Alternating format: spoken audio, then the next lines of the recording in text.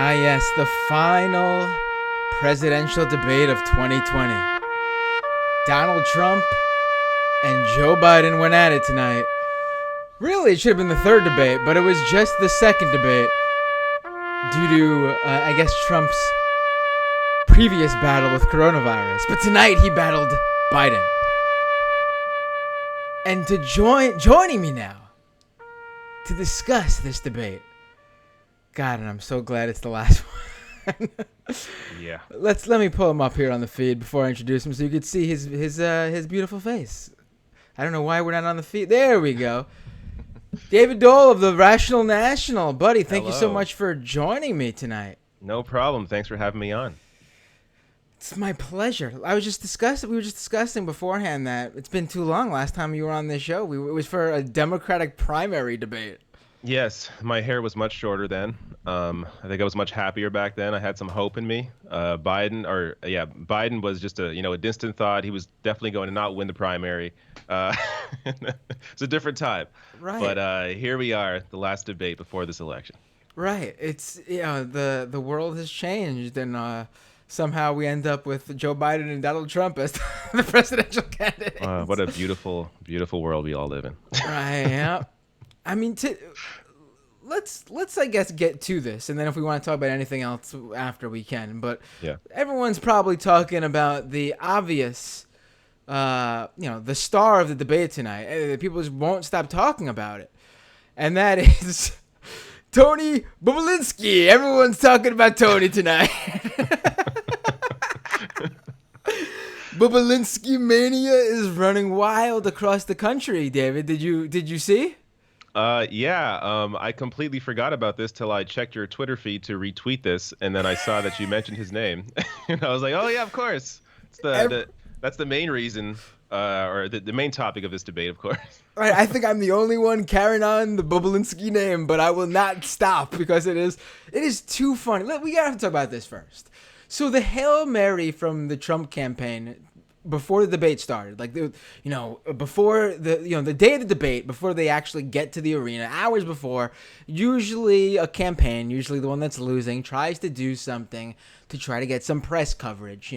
The Trump campaign did it last time around in 2016 when they brought some of Bill Clinton's rape accusers to one of the debates, and that is a biting guest list there. That is stunning to do. Like, that is something that could really rattle someone, seeing the people who have accused your husband of rape sitting in the audience before you.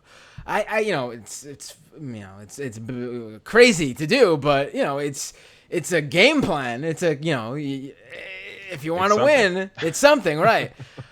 But then this time around, the Trump campaign brings out Tony Bobulinski, a guy that literally no one has heard of until they announced him. Even the right was sort of like, are we supposed to know who this guy is? Someone didn't get us the talking points tonight. What's going on?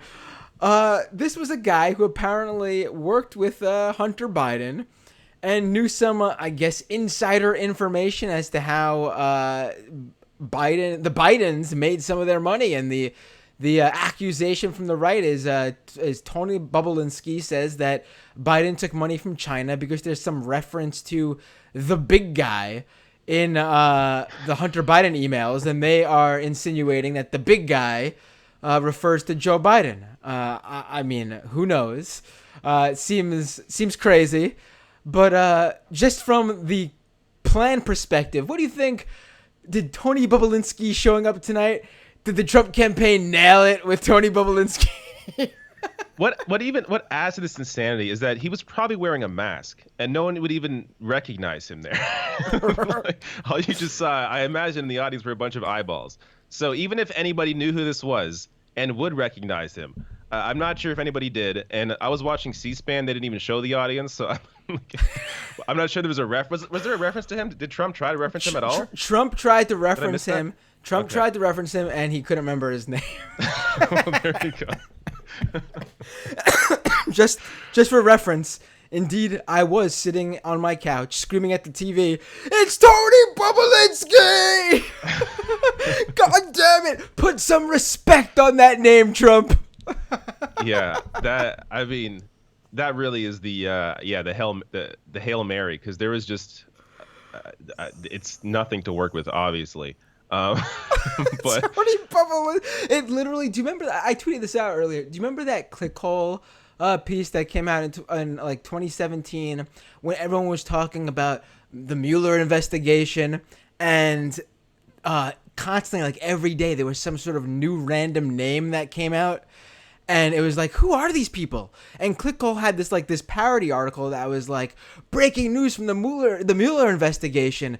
Trump's attorney's cousin's brother, Beamer, has to know something, but he didn't tell Gliblorb about it. And it was like this is what it felt like. It was like a flashback to when we had all these random names that yeah. were just mentioned like we were supposed to know them during the Mueller and days. everyone just talks about it like, oh, obviously this person, and we're all just like, am I supposed to know who this person is? And just Right. kind of catch up. Right. Yeah. But I think that was, I think whoever that guy, Bobulinski, however you say his name, I already forget. I think he was long forgotten by the first couple minutes in that debate.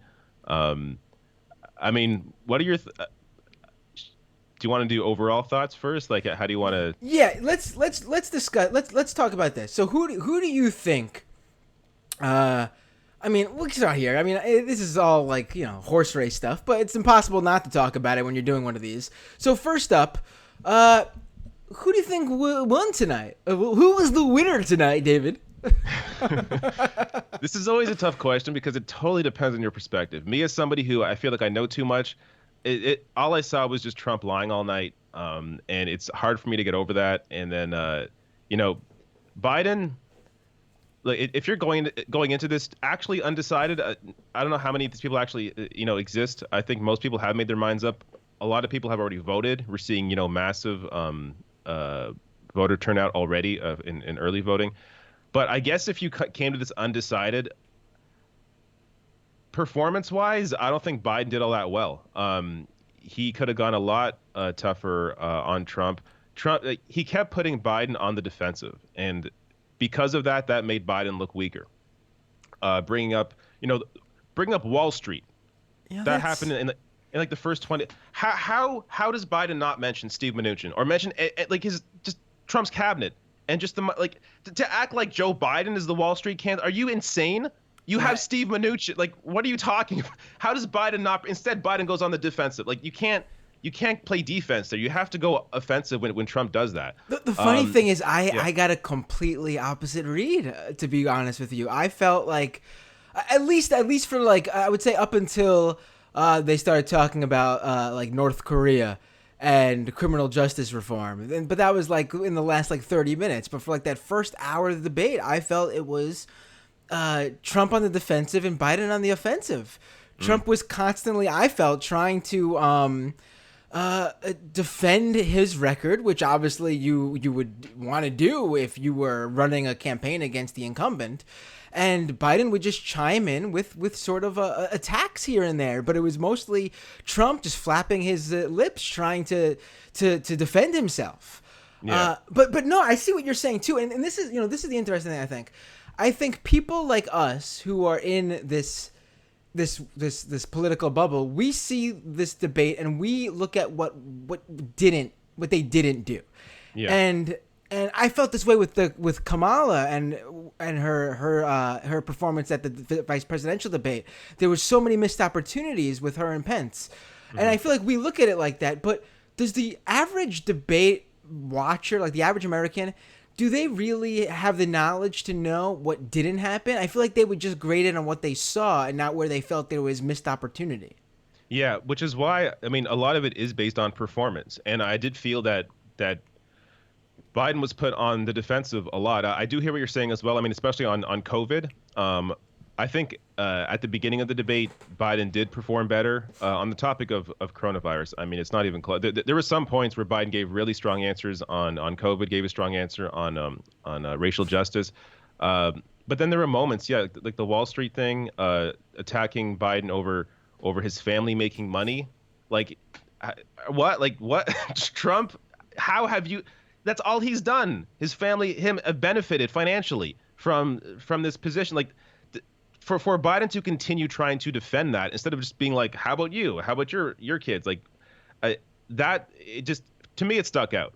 And I think that the difference as well is that the first debate, Trump was interrupting a lot, and I think that came off very, you know, he came off as somebody who was, an asshole. In this debate, at least in the first, 30 minutes, 45 minutes, you could tell he was told to be a little more stand backish, like not interrupt, kind of sit there and just take it and wait your turn. And Trump was doing that for a while. In the last half of the debate, though, I feel like Trump kind of just like had it and, started interrupting a lot more, started interrupting Biden and the moderator a lot more. So because of that, I think he came off worse. But really, I don't imagine this debate moved people all that much. There wasn't really any big moment where it was like, oh, wow, he got him and that changes everything. Like, we know who these people are, right? Like, I don't know how much this actually affects the race. I agree with you for the most part, but I actually watched this and thought, if I was someone who, and I don't get these people at all, I think they're insane. Someone who's on the fence, I would say this tonight would have probably cemented it for Biden for me. Just the idea I felt, when you're winning, it seems like he's winning, and by a lot more than Hillary did. Yeah. And in every poll and in a lot of swing states, and I mean it's just, there has to be a complete flaw in the polling system if this turns out to be wrong, because this isn't like 2016 at all. No. I watching this, Trump would have to pull off like a Hail Mary, which is what they tried to do, and really turn things around, and he didn't. But also Biden needed to just have a good performance, and I felt like he was actually much more, whatever they gave him, he was much more lucid tonight than he was that first debate. I mean, if you're looking at or judging Biden based on his ability to finish sentences and get out whatever he wants to get out, then yeah, he definitely performed better in that sense. I just felt like he was on the defense too much when he shouldn't have been, and he should have been pushing Trump a lot more. But yeah, I mean, again, us as people who know too much, it's hard not to look at Trump and see somebody who just won't stop lying. I mean, it was so it's one of these things where watching whether it's debate performances or his rallies, he's just lying and he speaks in very broad strokes and says, I'm the greatest president for the black community since Abraham Lincoln. Like, just shit like how do people not watch that and just think, is this man insane? Like, what is going on here? So I don't think Trump won a new audience. I will say that I think he did put Biden offensive more than I wish Biden was.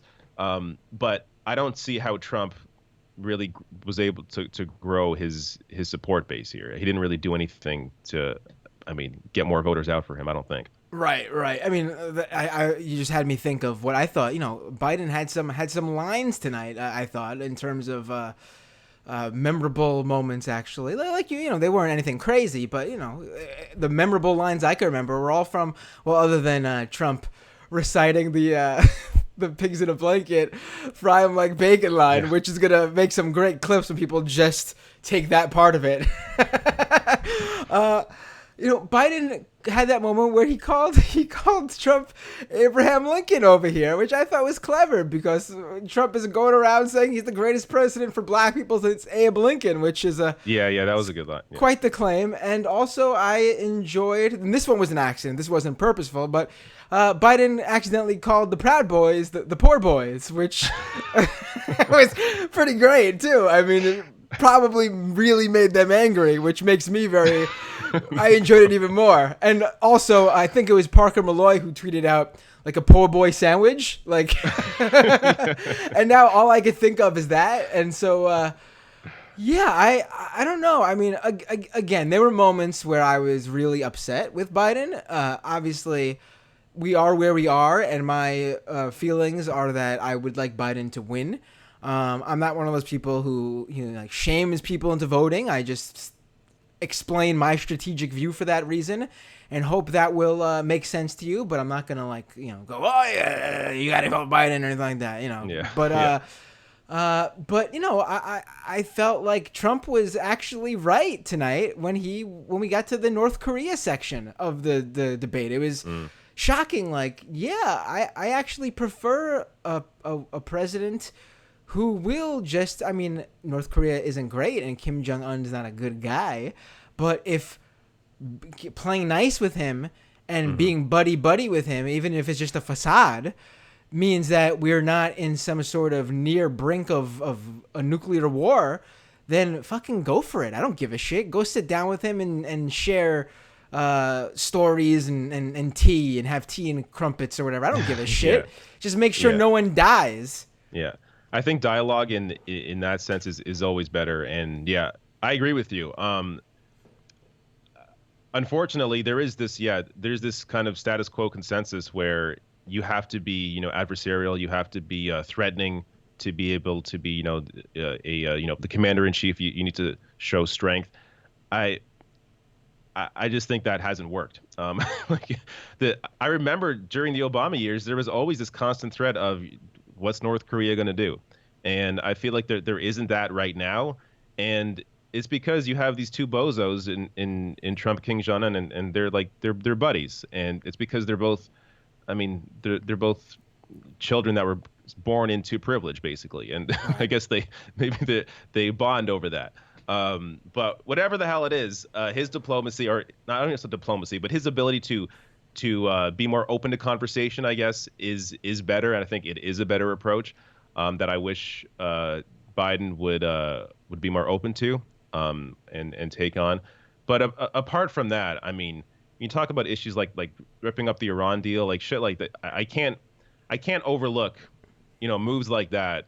Even if Trump's gonna have some nice moments with the North Korean leader, you can't overlook stuff like the Iran deal. That is just, I mean, probably Obama's greatest accomplishment was the Iran deal, and Trump just got rid of it. Absolutely. So Absolutely. Yeah, I feel like the world in general, I think, is safer.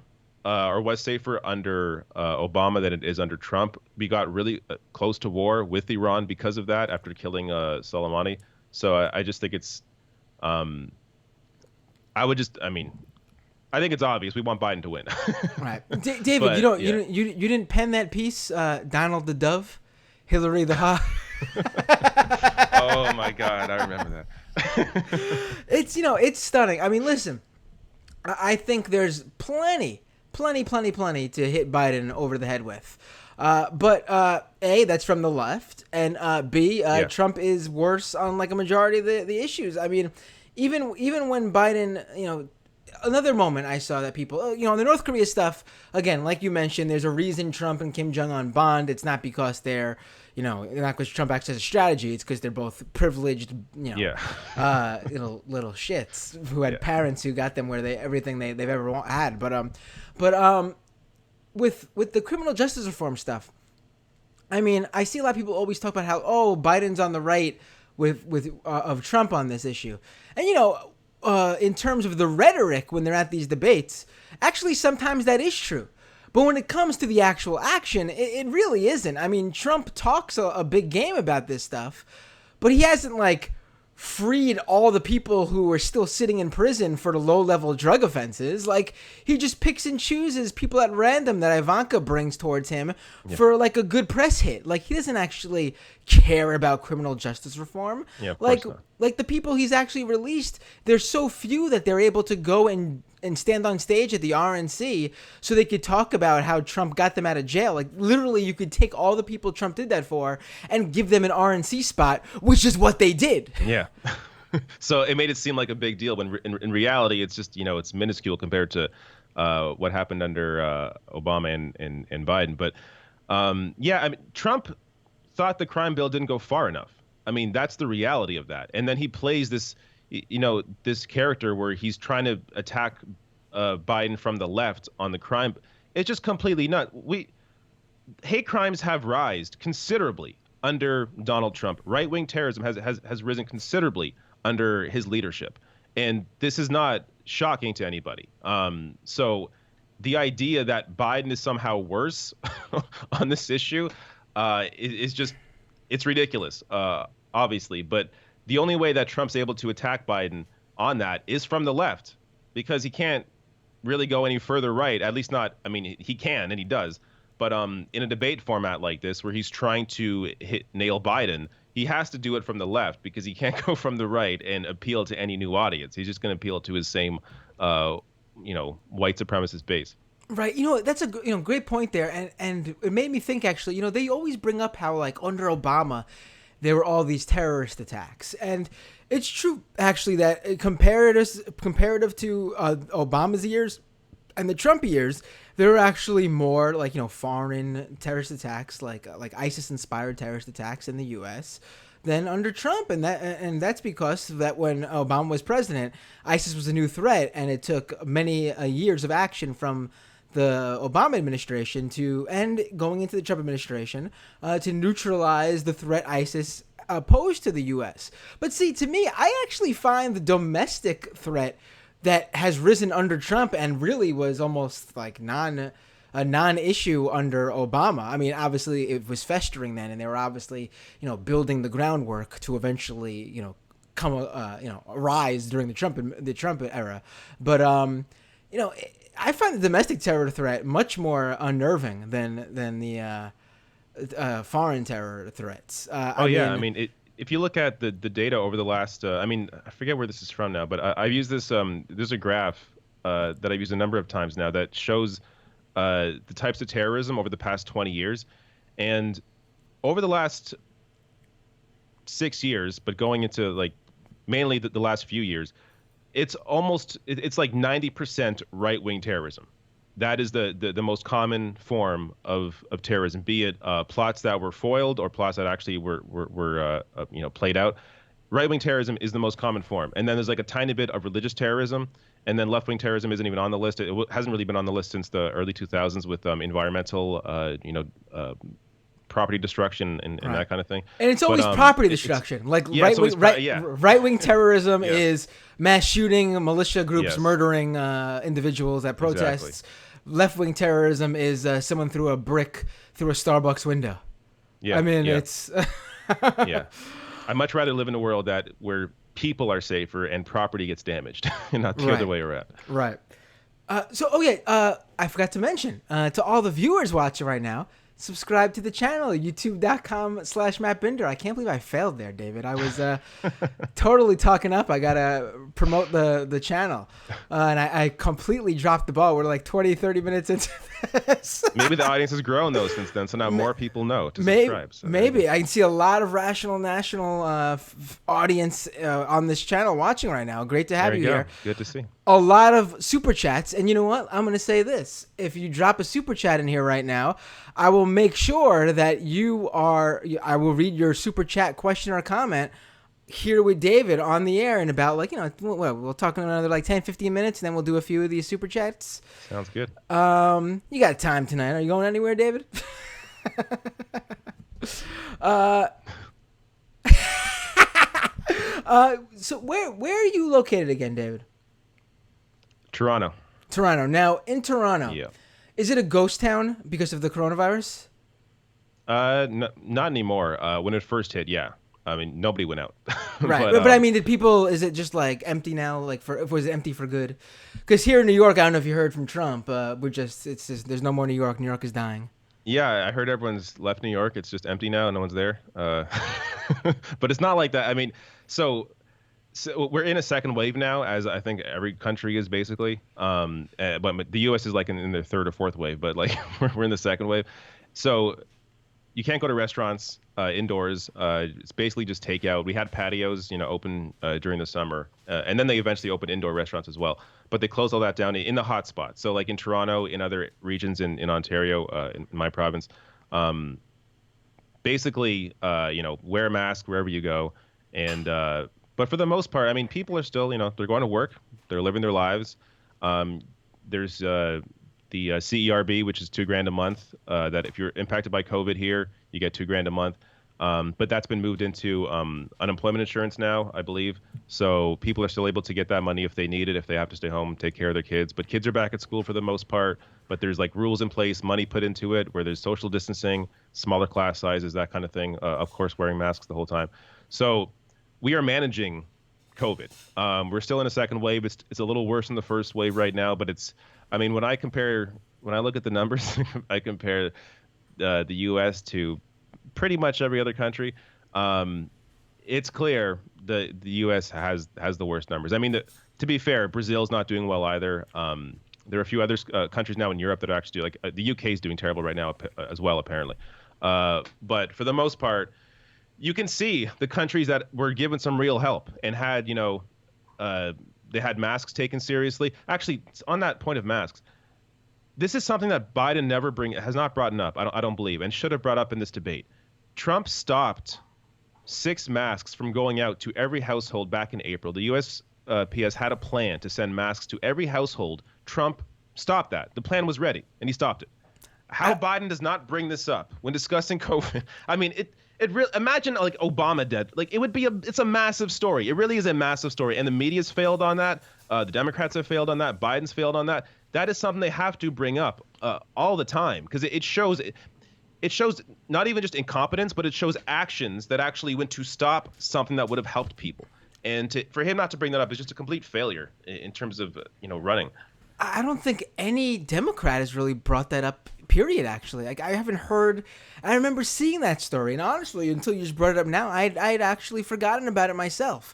A failure of the media, right here. But yeah, but like unfortunately, like the things we remember that stick with us is what the Democrats talk about, what the media talks about in general, and when they forget certain stories like that, people forget to bring it up and they forget to mention it, and it doesn't sit in their mind. But it stuck with me because it was just a direct action that immediately led to more people getting sick and dying. That it could have been easily prevented just by allowing the USPS to follow through with the plan they already had on the books. But yeah, that should have been brought up for sure. Anyways, I got off topic, but no, you didn't at all because a major topic at the debate tonight was right off the bat the coronavirus, and they spent a good amount of time on it. I mean, honestly, I don't think there's ever a way to spend the proper amount of time on it because I feel like I've said this on every single show I've done. No matter what the main topic of the conversation is, whatever guest I have on, I always bring up how, and keep in mind that whatever we're talking about right now is in the shadow of the coronavirus. Like there's nothing you can talk about right now that's not some sort of, whether it's like it's happening analogous to it, or it's happening directly because of it, or just happening concurrently with it. The coronavirus pandemic is like the big story. You can't escape it. It is there no matter what you're talking about. Want to talk about white supremacy and the rise of these different militia groups. COVID's happening during it, and actually it's part of it. QAnon, one of the major regions, QAnon went from a conspiracy theory on the right to like a mainstream conspiracy that your Facebook friends and uncles and aunts are talking about, is because they were all sitting home looking up how the coronavirus was a hoax, and QAnon became part of that conversation. Yeah. It's everywhere, and it's part of everything. And the idea that Trump goes on there and just talks about how it's just no big deal and we can't be scared of it and we got to keep on. And he brings up now that because he had it, it's not that bad. And he talks about how young people aren't dying from it. It's honestly the grossest thing. And he also brings up the projections. Oh, we were going to lose, 700,000 people. Every single country had those projections. Canada had a projection that 75% of people here would get it. That was at the beginning. They said 75% of people could get it. Every country had those projections based on if you did nothing at all and if everybody went out all the time. like that's what that is based on.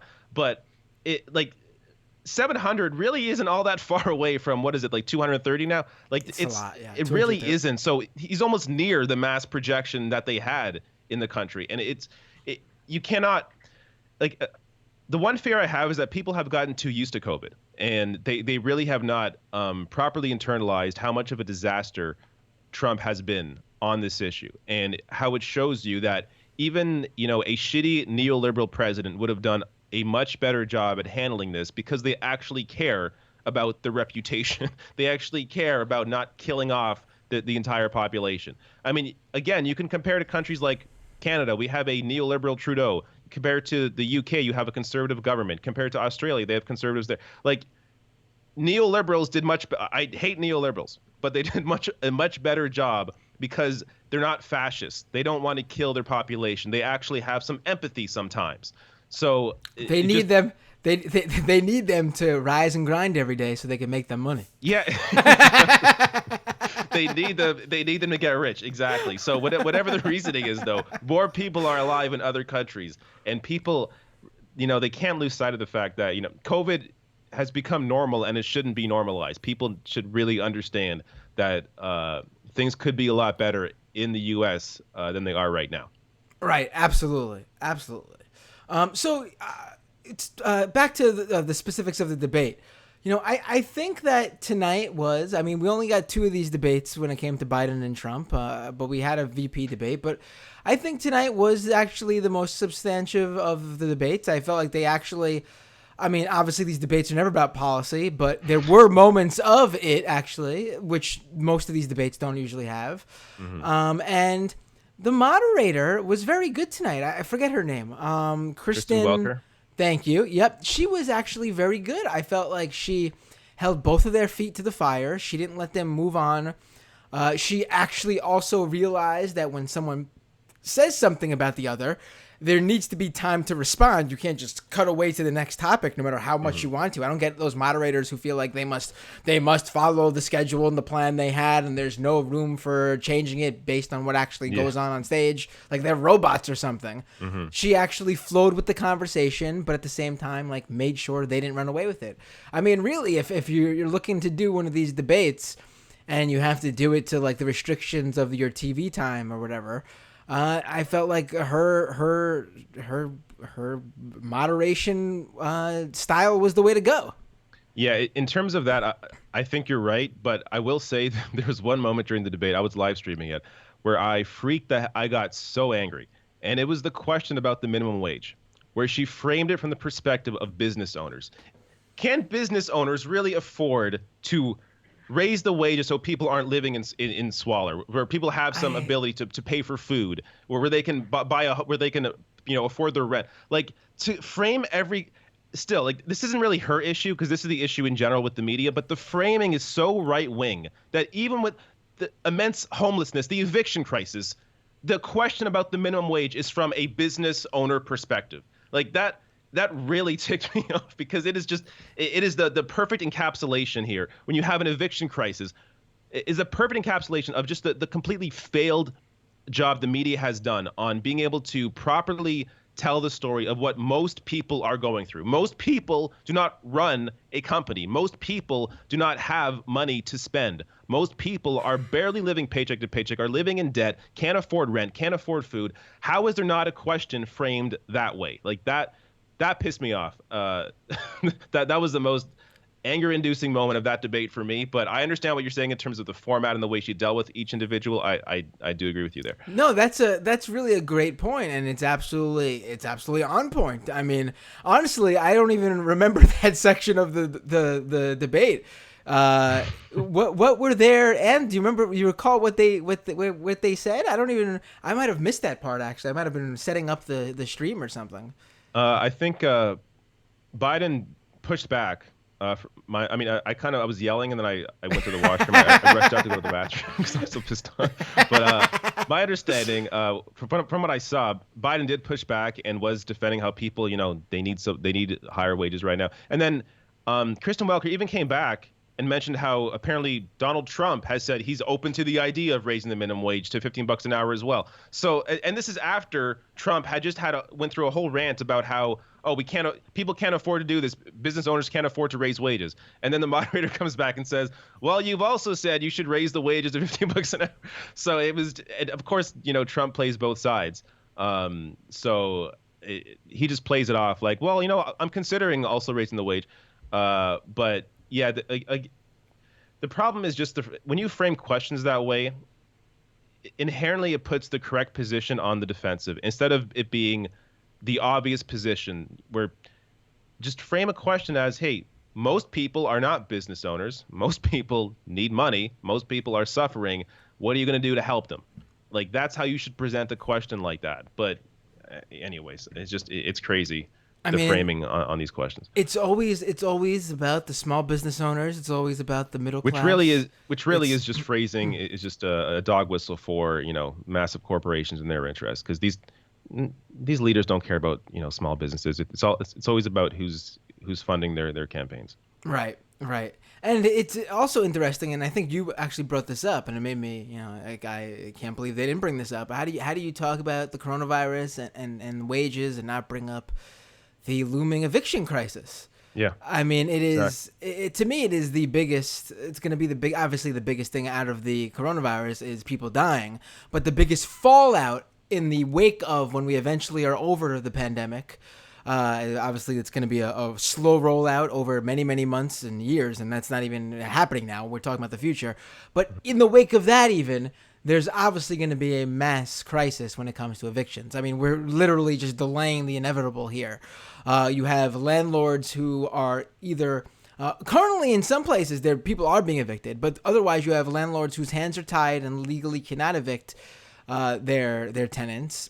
But when the time comes, they'll be able to, and the ones that won't want to evict their tenants off the bat are going to expect a complete back pay of everything they're owed, and if they don't get that, then they'll evict them. So I mean, we're really dealing with something that's I mean, we're just holding off something that's going to be huge. Honestly, I don't know what else. I think the estimate is 30 to 40 million Americans potentially could be evicted. And yeah, it's to not have that addressed in the debate is just criminal. Right. And this is not really related to the debate specifically, but whenever I think of housing in this country, I automatically think of like just how little people of the millennial generation and younger, home ownership is like nothing. It's nothing. Yeah. So what happens when you have all these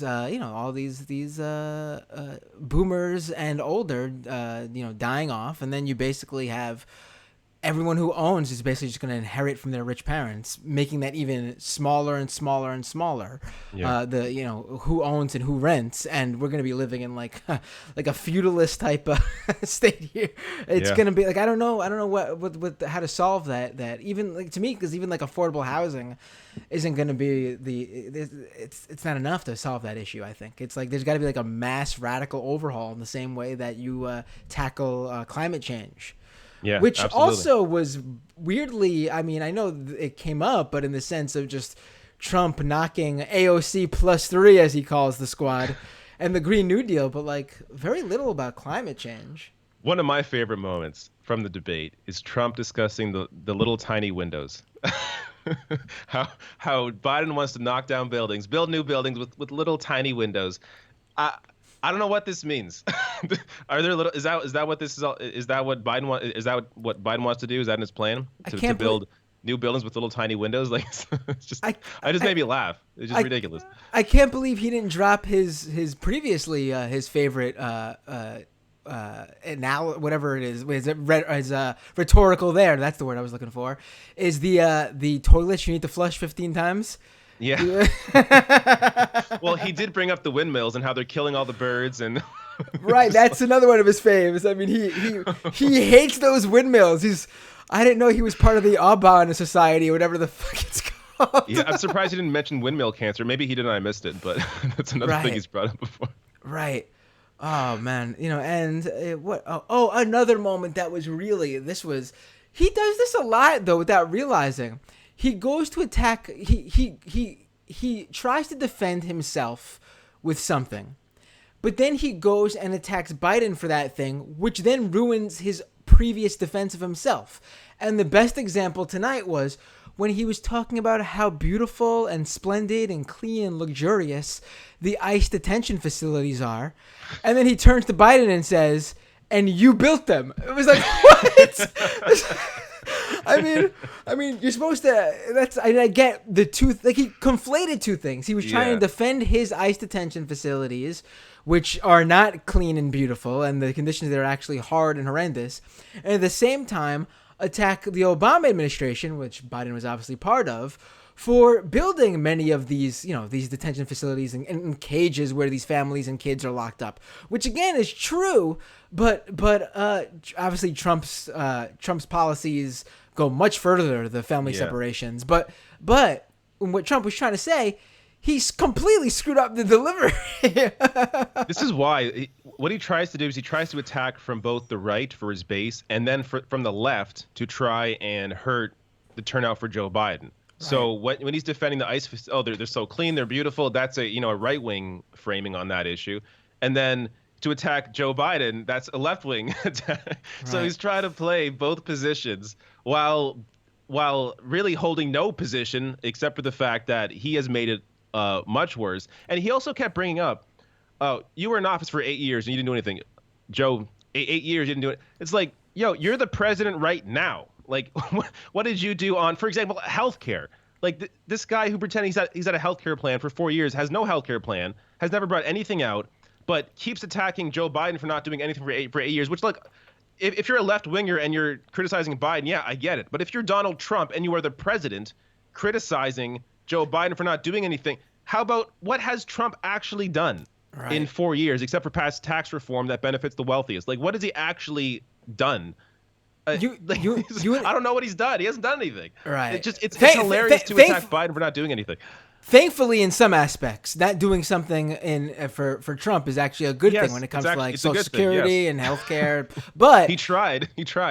Like, my argument was always, Trump not doing anything is great. Like, not doing anything for this administration is like a net positive actually for us, except when it comes to an issue like a pandemic where you have to do something. Yeah. And that's where it all that argument falls apart, unfortunately. And also just the impact culturally that where it's kind of hard to quantify that, but the impact when it comes to, as we discussed, like the rise in hate crimes and that kind of thing. That's the kind of thing where that really, apart from, if you want to say, even if you want to be crazy, like there are crazy people that want to pretend that Biden and Trump are the same. They're not the same, but if you want to pretend that, just the cultural impact of getting Trump out and having somebody who isn't a total piece of shit, like that is a major improvement to have somebody who speaks like a leader, at least rhetorically cares about people and tries to be empathetic. And that's something that Biden has that Trump just doesn't know how to do. Biden has the ability to empathize personally. I think he obviously lacks when it comes to policy, doesn't go far enough, but he has that ability to have those personal connections in a way that clearly Trump he's too much of a narcissist to even care about anybody else except for himself. Wait, David, you don't think that picture that the right's floating around of Biden hugging and kissing his son is going to ruin him?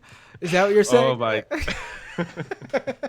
Or the text messages where he says, "I love you, son." Oh, those are really going to hurt him. Right. The one where Hunter Biden's in rehab and he goes, "Just know that I love you, son, and I'm thinking about you." Oh, I read that and I'm like, Jesus Christ, why do I like Biden all of a sudden? No, I can't feel this way.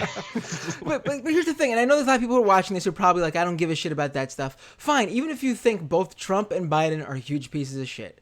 And in some aspects, they both can be described that way. You should want the piece of shit who we can push on some issues, and not the piece of shit we can't push on anything. You want the piece of shit closer to your position. I'd rather have a fight between democratic socialism and neoliberalism than between fascism and neoliberalism. You want the one that's closer to your position at the end of the day. Right. Do you want the piece of shit that you can sometimes flush, or do you want the one that's always clogging up your toilet?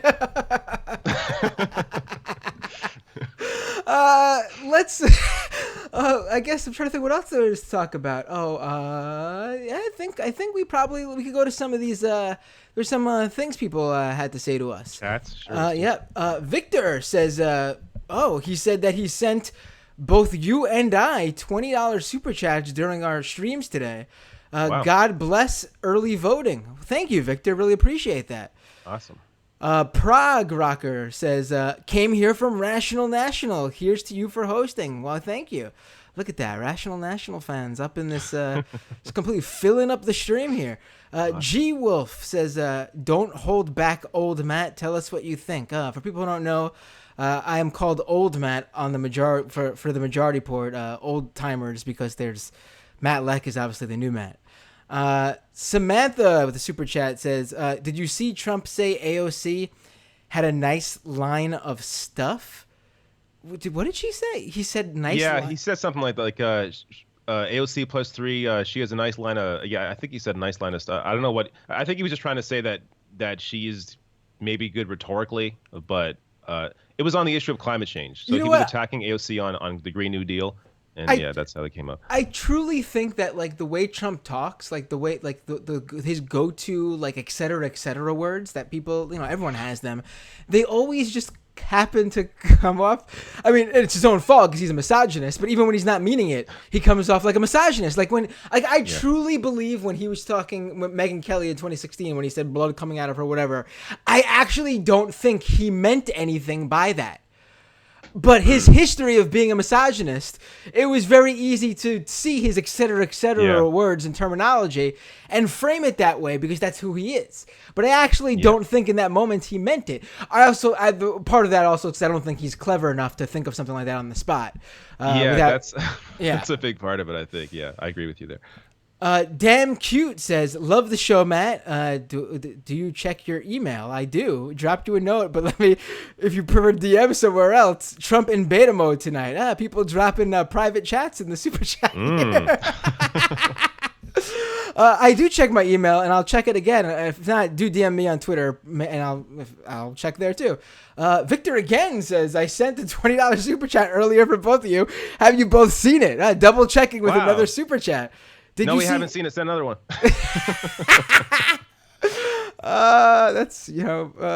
That's why you have a much bigger YouTube channel, David, because you're a much better promoter than I could not.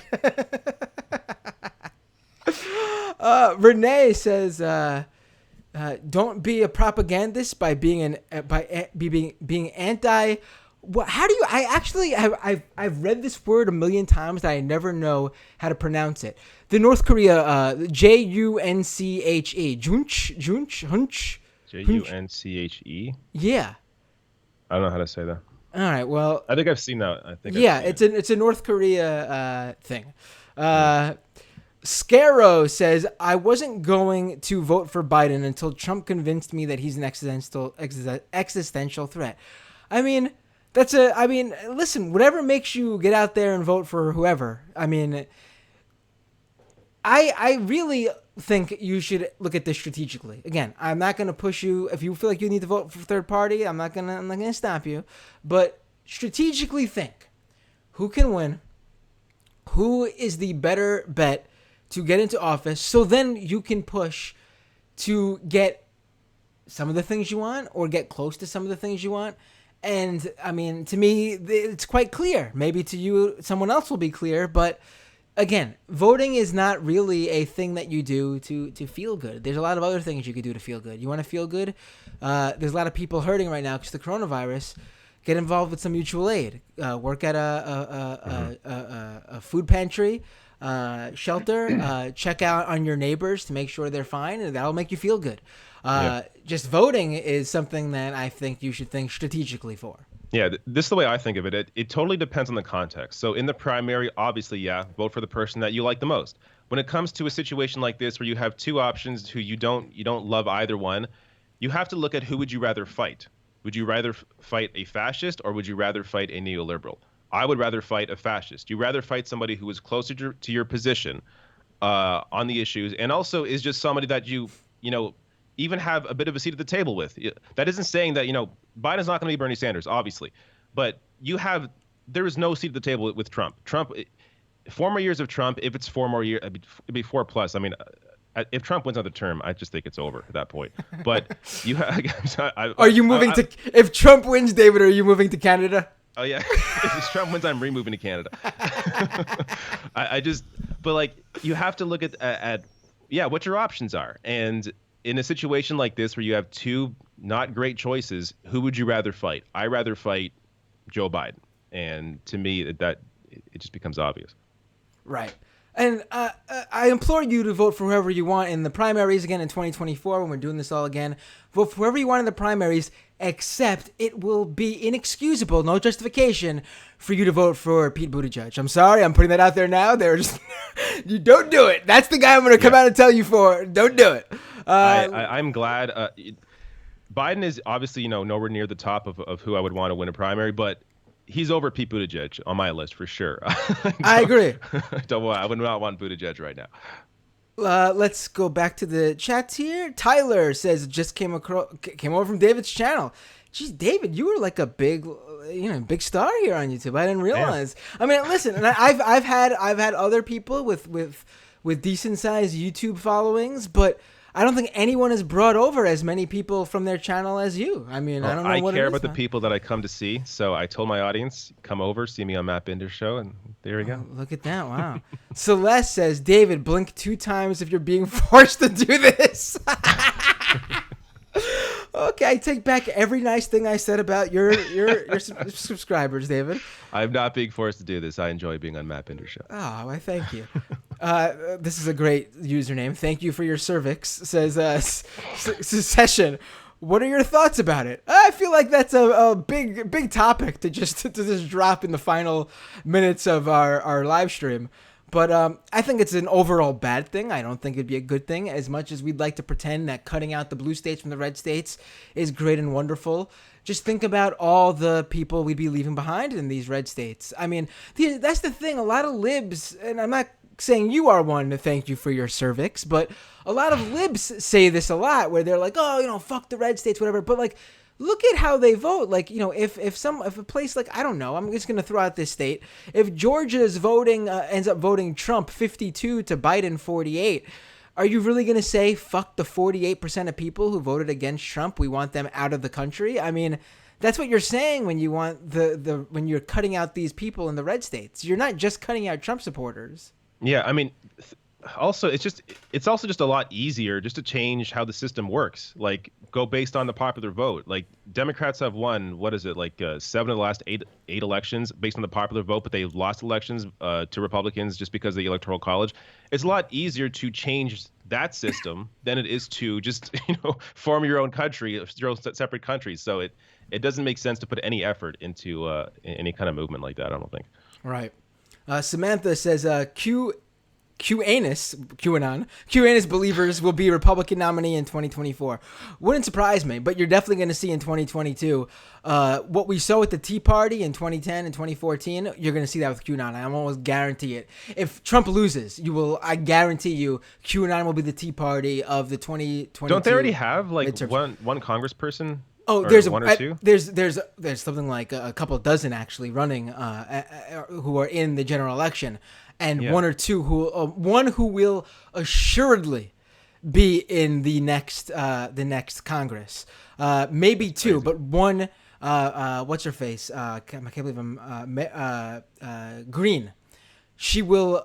Marjorie Taylor Greene will be 100%. Unless something happens where all of a sudden everyone writes in Pee Wee Herman or someone else.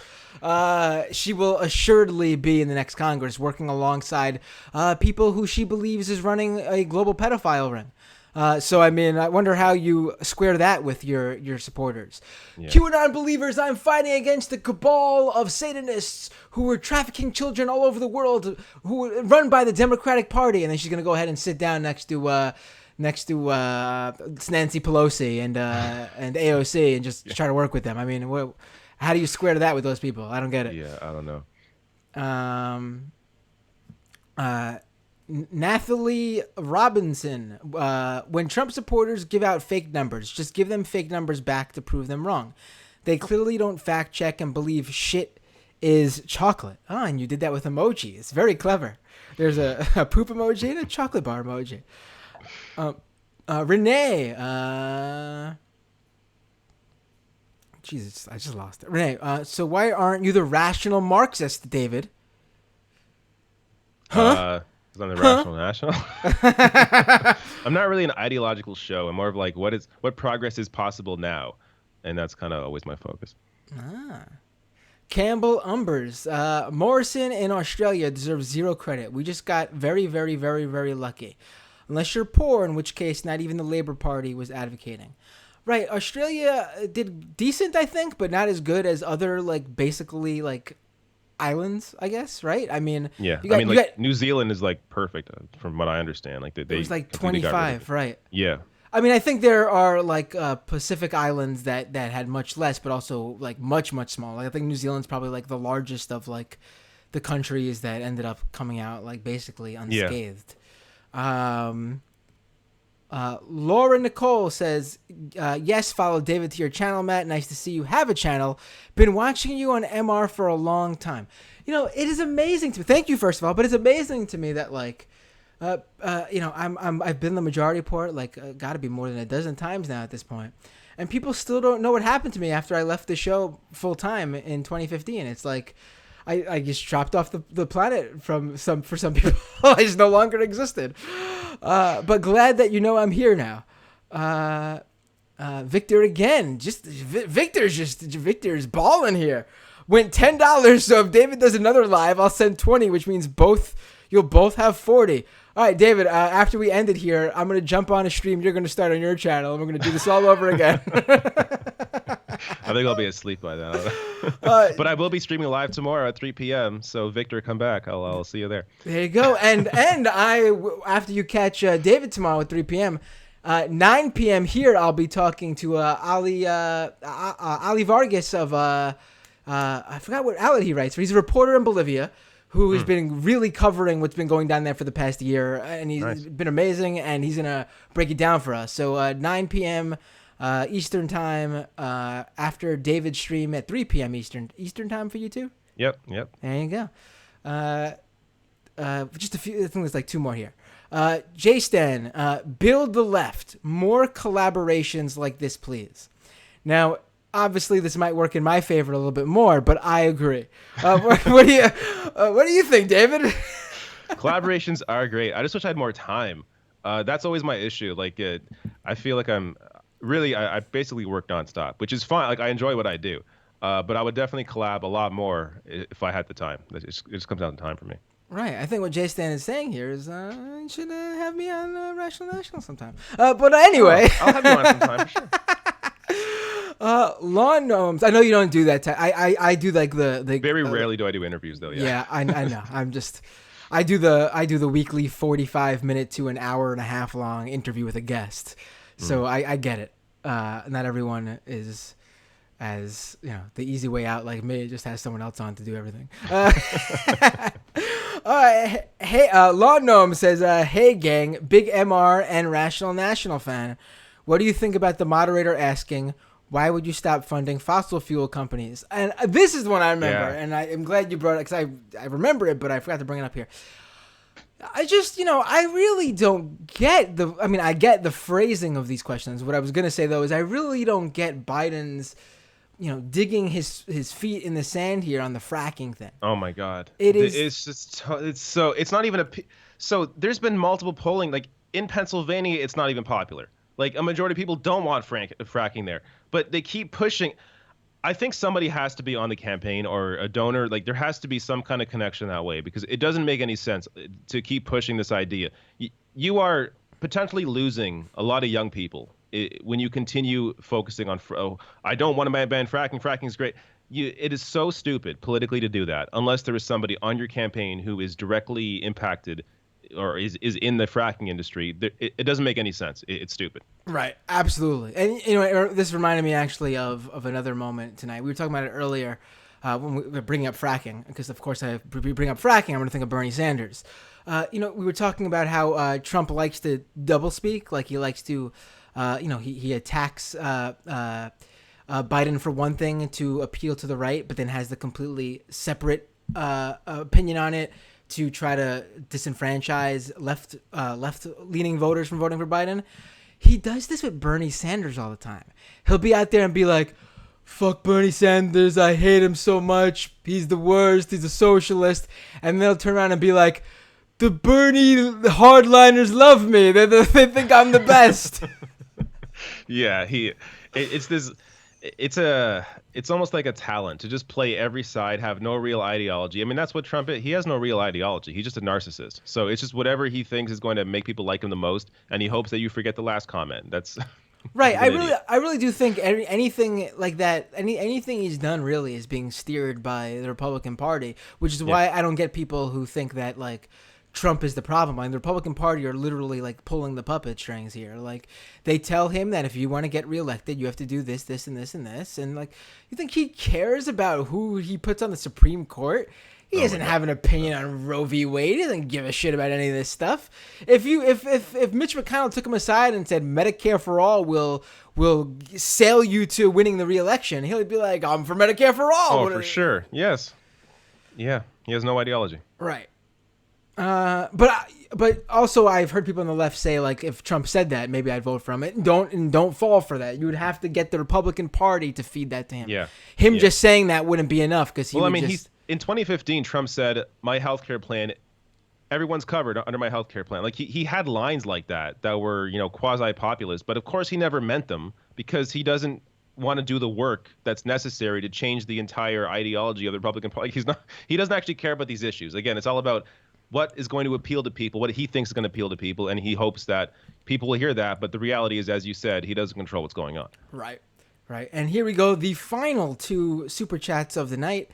Champagne Kami says, Trump said people who follow asylum rules were low IQ. I caught that as well, and I was just...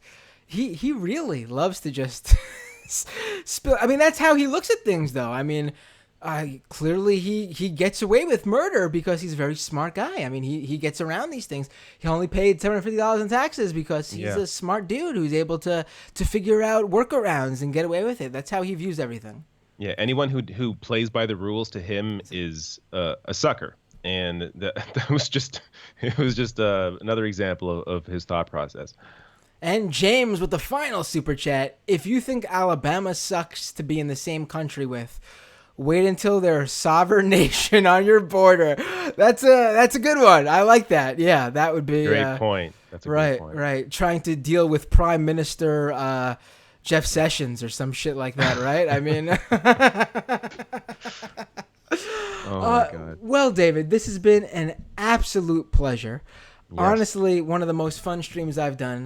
This has been wonderful, and let me just give you an opportunity to tell the I guess out of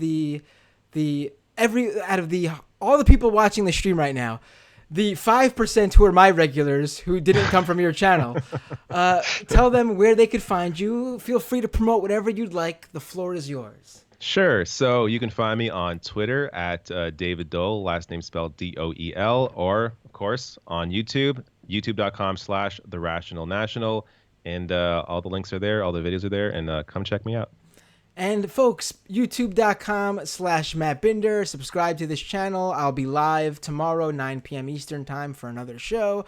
And if you can support this show financially, only do so if you can do it financially. I understand people are struggling right now, so don't just subscribe to the YouTube channel for free. That's all you can do. Or doomedpod.com for the podcast.